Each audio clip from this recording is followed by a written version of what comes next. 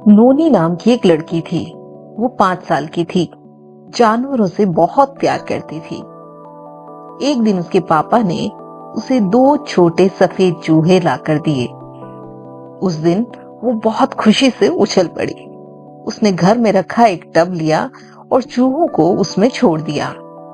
फिर उसने टब में खाने पीने का सामान और सोने के लिए बिस्तर भी रख दिया।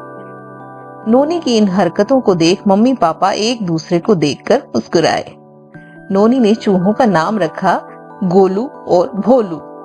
अब नोनी रोज स्कूल जाने से पहले उनके मुंह चूम कर जाती और चूहों के लिए खाना रख जाती।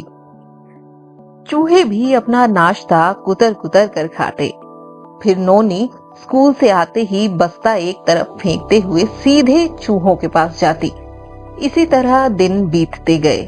अब वे छोटे चूहे मोटे और बड़े हो गए थे और जब तब तब से निकलकर पूरे घर में छिप जाते, कभी पलंग के नीचे तो कभी सिलेंडर के पीछे।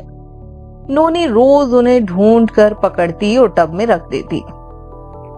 जहां सब बच्चे चूहों से डरते, वहीं नोनी चूहों को बड़ी मस्ती से नाच करवाती।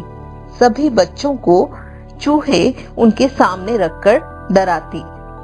बच्चों की नजर में नोनी बहुत निडर और बहादुर थी।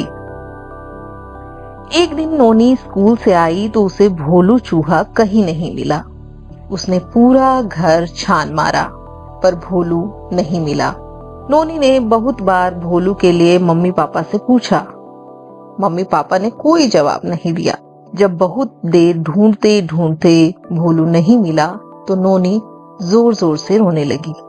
तब उसकी मम्मी ने उसे गोद में लेते हुए बताया, आज एक बिल्ली घर में आई थी, वही उसे उठा कर ले गई और हम उसे बचा भी नहीं पाए। नोनी फिर जोर जोर से रोने लगी। वह मम्मी पापा को कसूरवार बताने लगी। पापा ने जैसे तैसे समझाकर शांत किया और बाहर चले गए। थोड़ी देर में वापस लौटे तो एक बड़ा सा पिंजरा लेकर आए। पापा बोले, भोलू तो गया, लेकिन अब गोलू को इसमें संभाल कर रखो। लेकिन नोनी को पिंजरा पसंद नहीं आया। उसे लगा कि चूहे पिंजरे में कैद हो जाएंगे। उन्हें कैद करके रखना ठीक नहीं है।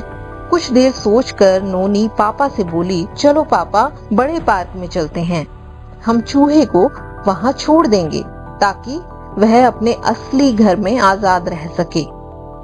पापा को नोनी की समझदारी बहुत अच्छी लगी। पापा ने नोनी से कहा, मुझे तुम पर गर्व है बेटी, तुम जानवरों का भी पूरा ध्यान रखती हो। नोनी ये सुनकर हल्के से मुस्कुरा दी।